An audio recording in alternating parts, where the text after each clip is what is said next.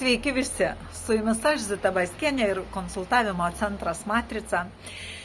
Šiandien labai noriu pasidžiaugti tėveliais. Turėjau konsultaciją, mergina renkasi profesiją, 18 metų, užsitvirtinimui jie ateina į konsultaciją. Ir man visada keista, kai ateina jauni žmonės ir čia yra du aspektai. Arba žmogus grįžęs Matricoje iš labai aukštų pasiekimų ir pasąmonė įveda šituo keliu, arba mes turim tėvus, kurie nuo mažens rodo vaikams pasaulį šiek tiek gilesnį. Tai mergina atėjo dėl to, kad ji visada tėvų gyvenime matė tokius gilius dalykus. Jie ateina ir jos programos jutimas yra lygiai toks, kokio reikėtų jo sėkmingam keliui. Resursas, žinoma, mergina prieš tai pasitikrino, paklausė, ir aš matysiu tą savo resursą, kuriuo keliu man geriausiai eiti. Sakau, žinoma, tai yra pagrindinė dalis, ne tai, kas buvo. Tai, kas buvo, reikia žinoti tam, kad nepakartoti. Bet tai neturi jokios reikšmės jūsų statybai kelio krypčiai. Kelio krypčiai jūs turite resursą. Tai mergina turi stiprų empatijos, kalbėjimo, šeimos vertybių tokią užkrovą ir komforto zonoje 12 psichologija.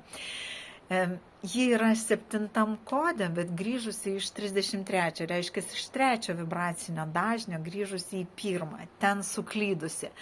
Bet kaip šiuo atveju noriu džiaugtis už tėvus. Tėvai padeda grįžti jau nuo pat mažens, statydami tokį archetipą žmogaus požiūrio per gilesnę prizmę.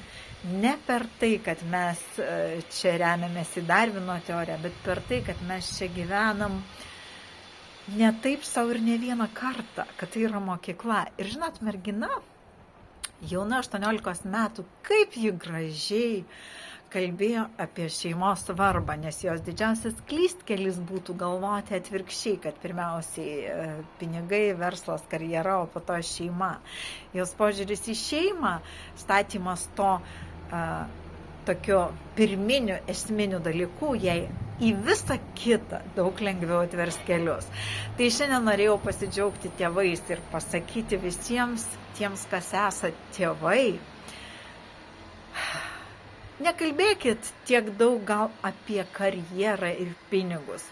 Kalbėkim, visą tai jie padarys patys. Mūsų gal didžiausia užduotis parodyti tą gilumą, nes mes jau tai praėjome, esam gilus, suvokę ir tai galima atiduoti. Ir jų kelyje tai anksčiau pradės tarnauti jų sėkmiai. Tai ačiū visiems žmonėms, kurie nepaslėpia nuo savo vaikų tokių pamastymų, pabuvimų kartu, pakalbėjimų apie esmę. Ir žinot, dabar toks vaibas, atsiprašau žodį, yra jaunystės tam visam kulte, kad vaikų turėti yra, gal alinti planetą to lygu, ar ne? Ir mes su ta mergina kalbam, aš įspėju, kad labai rizikinga būtų į tai įkristi. Ir mes kalbam, ir iš tikrųjų taip ir yra. Visata nieko nesukuria be prasmę, be reikšmę arba be funkcinio.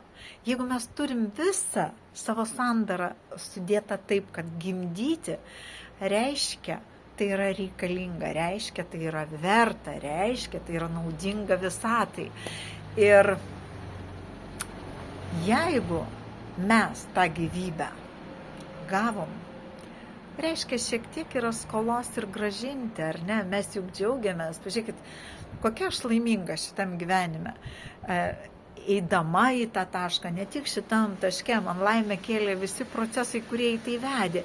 Ir jeigu aš taip galiu būti laiminga ir galiu duoti tą pačią galimybę, ne laimę, laimės duoti nereikia, reikia duoti galimybę ir prisiimti atsakomybę, ir to pakanka.